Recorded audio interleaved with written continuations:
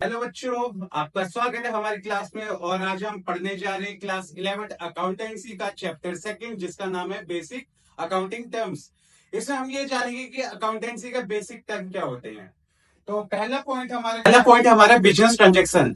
जो business transaction होता है वो क्या होता है, हम ये देख लेते हैं कि पहले इसमें लिखा हुआ है, it means financial transaction and events that initials the accounting process of recording it is the books of accounts of enterprise. इसमें ये बताया गया है कि एंटरप्राइज के अंदर हम कोई भी ट्रांजेक्शन को रिकॉर्ड करेंगे, किसके अंदर, बुक्स ऑफ अकाउंट्स में। तो क्या कहलाएगी, बिजनेस ट्रांजेक्शन। और जो बिजनेस ट्रांजेक्शन क्लासिफाइड की गई है कुछ पार्ट्स में, वो हम जान लेते हैं वो क्या क्या है। पहला हमारा है इंटरनल ट्रांजेक्शन। की इंटरनल ट्रांजेक्शन होती क्या है।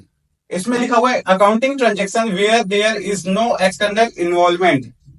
एग्जाम्पल पे डेप्रिसिएशन हम देख सकते हैं। इसमें यह बताया गया कि ऐसी ट्रांजेक्शन जो कि एक्सटर्नल ट्रांजेक्शन नहीं होती है।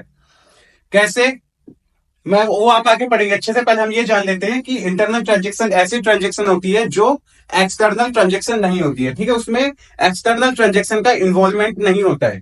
ठीक है, लाइक डेप्रिसिएशन। ठीक है, सेकंड पॉइंट हमारा एक्सटर्नल ट्रांजेक्शन की एक्सटर्नल ट्रांजेक्शन क्या होती है। Business transaction where there is external involvement. ऐसी ट्रांजेक्शन जिसमें एक्सटर्नल इन्वॉल्वमेंट होता है वो क्या होती है, एक्सटर्नल ट्रांजेक्शन होती है। कैसे हो सकती है, जैसे सैलरी पेड टू एम्प्लॉयज, कि हम क्या करें, एम्प्लॉय को सैलरी दे रहे हैं, तो क्या हमारी एक्सटर्नल ट्रांजेक्शन होगी। ठीक है, थर्ड हमारा क्या है, कैश ट्रांजेक्शन। ऐसी ट्रांजेक्शन जिसमें कैश इन्वॉल्व होता है वो कौन सी ट्रांजेक्शन होती है, कैश ट्रांजेक्शन। और फोर्थ पॉइंट हमारा है क्रेडिट ट्रांजेक्शन। जिसमें कैश का इन्वॉल्वमेंट नहीं होता है वो कौन सी ट्रांजेक्शन होती है, क्रेडिट ट्रांजेक्शन।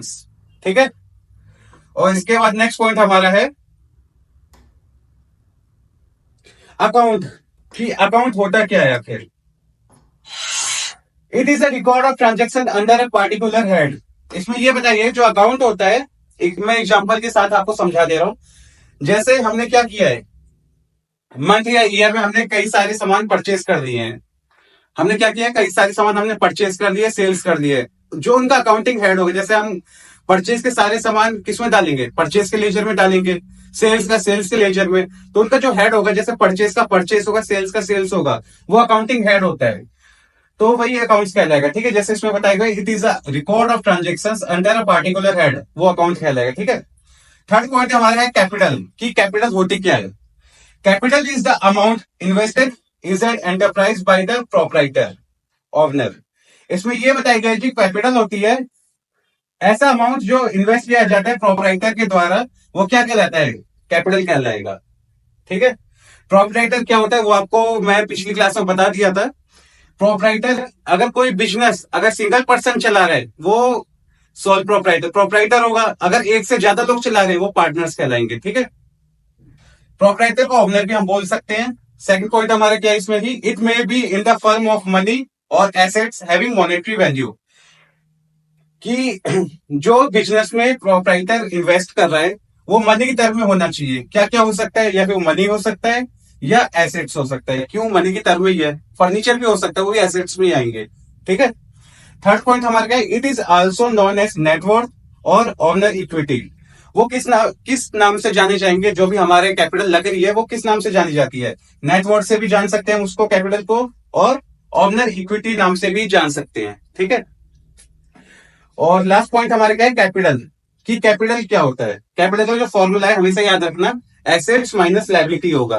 ठीक है, कि कंपनी की वो एंटरप्राइज की एसेट्स कितनी है, उसमें से माइनस कर देंगे लायबिलिटीज, जो कर्जा होगा वो एंटरप्राइज के अंदर, वो कैपिटल का फॉर्मूला कहलाएगा। ठीक है, और फोर्थ पॉइंट हमारा है लायबिलिटीज। की लायबिलिटीज होती क्या है। तो इसमें लिखा हुआ है liabilities mean amount of payable by the business. कि ऐसा अमाउंट जो बिजनेस के द्वारा किसी और पर्सन को पे किया जाएगा, किसी पर्सन को बिजनेस के द्वारा अमाउंट पे किया जाएगा, तो क्या कहलाएगा, लायबिलिटीज। कि बिजनेस के लिए क्या है, वो कर्जा है। लायबिलिटीज क्या होती है, बिजनेस के लिए एक कर्जा होती है। ठीक है, उसके बाद क्या है, second point liabilities towards owner is termed as internal liability. अब ये पॉइंट मैं आपको समझा दे रहा हूं, ध्यान से पढ़ना आप इस चीज को, क्योंकि ये बहुत इंपॉर्टेंट है। जो इंटरनल लायबिलिटी होती क्या है मैं बता रहा हूं। मैं एग्जांपल के साथ आपको समझा दे रहा हूं। जैसे ये हमारा बिजनेस है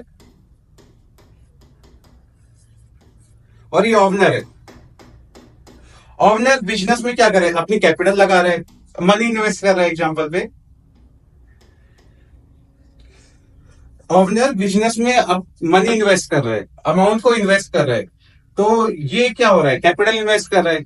पर ये बिजनेस के लिए क्या है, बिजनेस एक तरीके से ओनर से पैसा ले रहा है, कि वो पैसा उससे ले रहा है, तो ये क्या है, बिजनेस के लिए एक तरीके की लायबिलिटी होगी।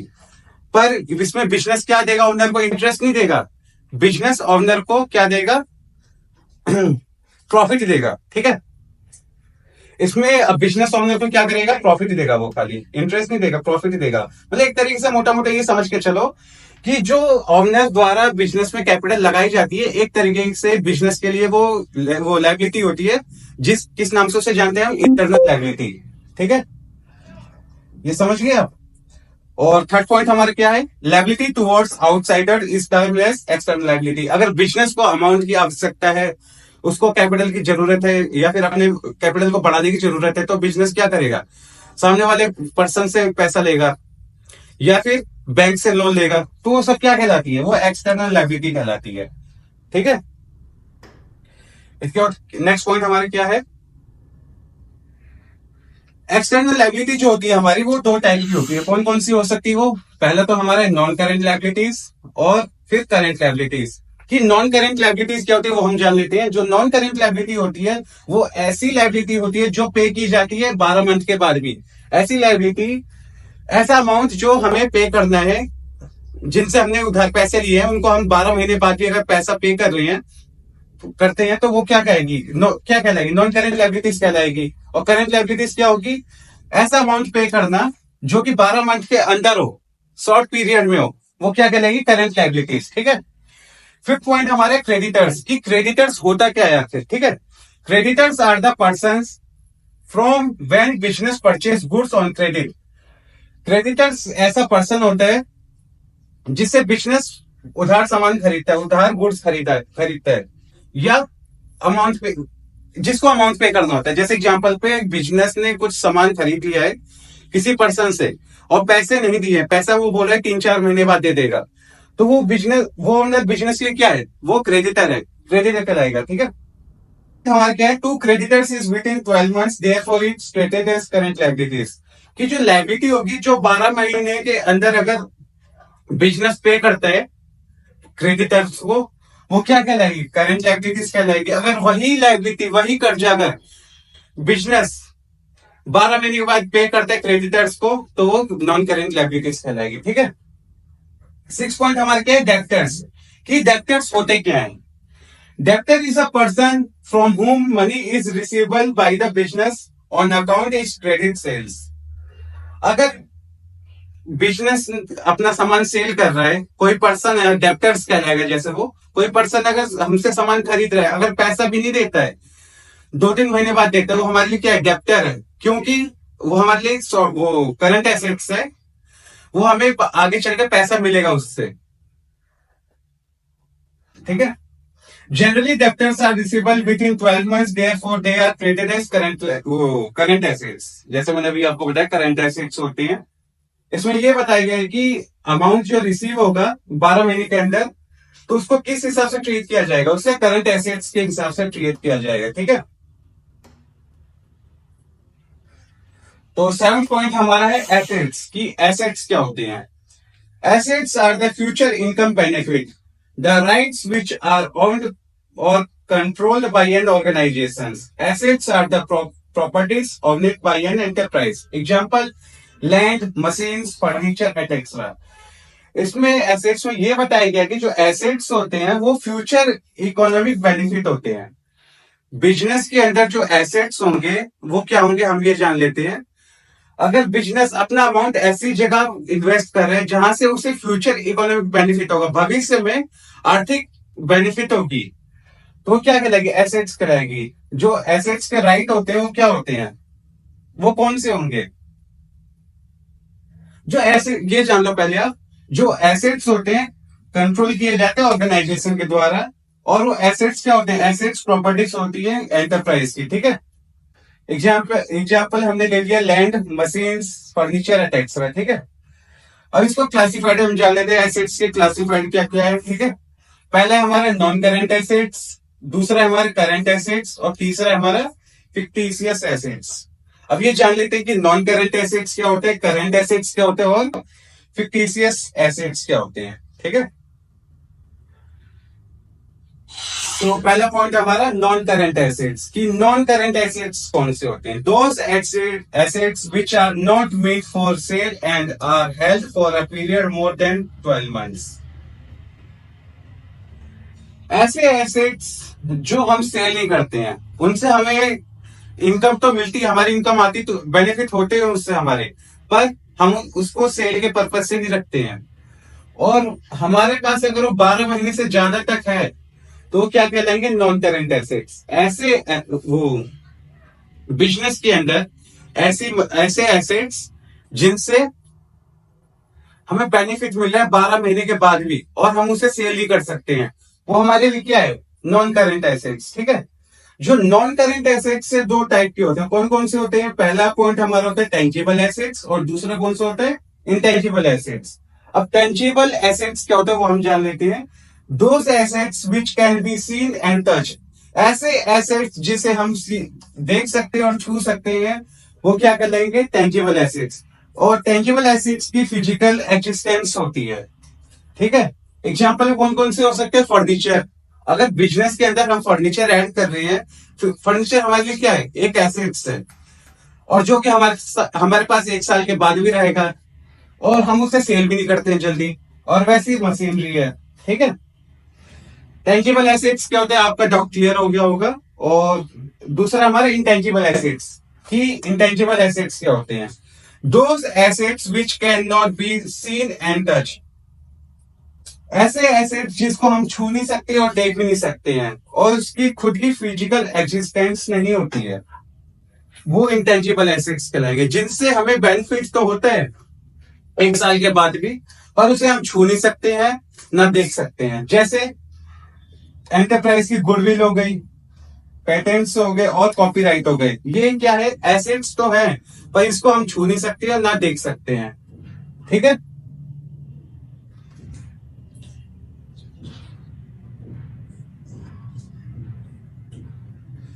और सेकंड पॉइंट है इसी में एसेट्स का, करंट एसेट्स की। करंट एसेट्स क्या होते हैं, नॉन करंट एसेट्स आप समझ गए, उसी का अपोजिट है हमारा कौन सा, नॉन करंट करंट एसेट्स।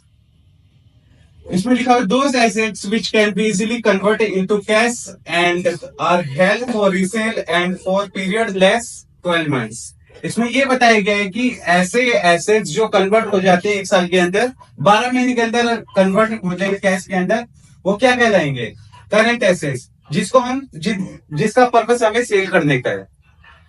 जैसे हमने क्या किया, कुछ सामान हमने खरीदा, गुड्स हमने खरीदे सेल के पर्पस से, वो हमारे लिए क्या है, करंट एसेट्स है। क्यों है वो, क्योंकि वो हमारे पास 12 महीने के अंदर ही बिक जा रहा है। हमने खरीदा, जैसे 2-3 महीने में हमारे पास वो निकल गया, वो क्या है हमारे लिए, करंट एसेट्स, ठीक है।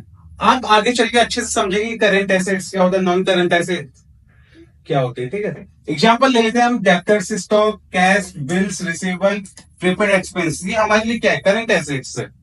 डेब्टर्स, जैसे मैंने बताया आपको, डेब्टर्स क्या होते हैं, जिनसे हमें आगे चल के फ्यूचर में पैसा मिलेगा। हमने सामान तो उन्हें दे दिया, पर उन्होंने पेमेंट अभी नहीं की है, वो बाद में करेंगे।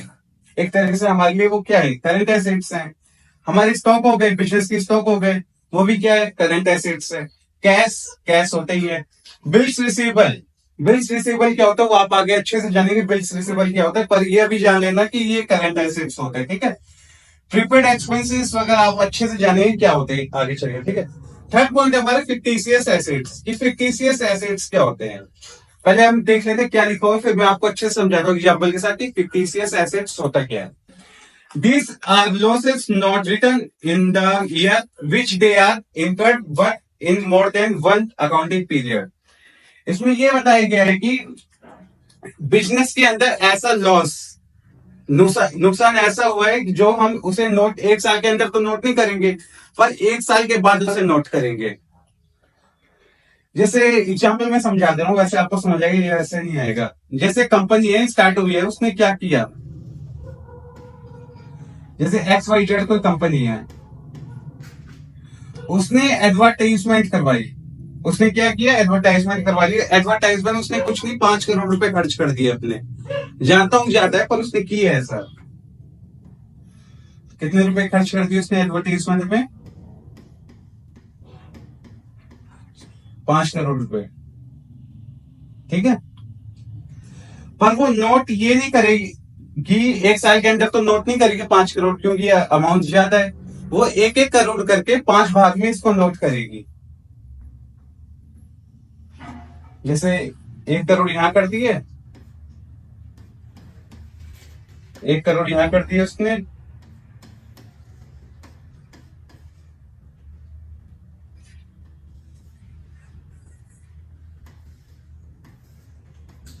एक करोड़ यहाँ कर दिए। मतलब एक साल के अंदर वो जो नुकसान हुआ है उसको एडवर्टीजमेंट में, एक साल के अंदर नोट नहीं करेगी वो, एक साल के बाद करेगी वो नोट।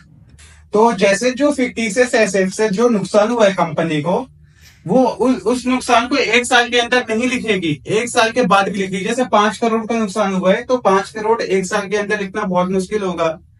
तो वो क्या करेगी, उसी नुकसान को 4-5 बार में डिवाइड कर देगी, 4-5 अकाउंटिंग पीरियड में। एक अकाउंटिंग पीरियड में वो नहीं लिखती है। जैसे इसमें लिखा हुआ these are losses not written off in the year in which they are incurred by an more than one accounting period. इसमें ये बताया गया कि कंपनी को जो लॉस होता है, एडवर्टीजमेंट में भी हो सकता है एग्जाम्पल पे, उसने ये बताया कि वो एक अकाउंटिंग पीरियड में नहीं लिखेगी उसको, वो एक से ज्यादा अकाउंटिंग पीरियड में उस लॉस को लिखेगी।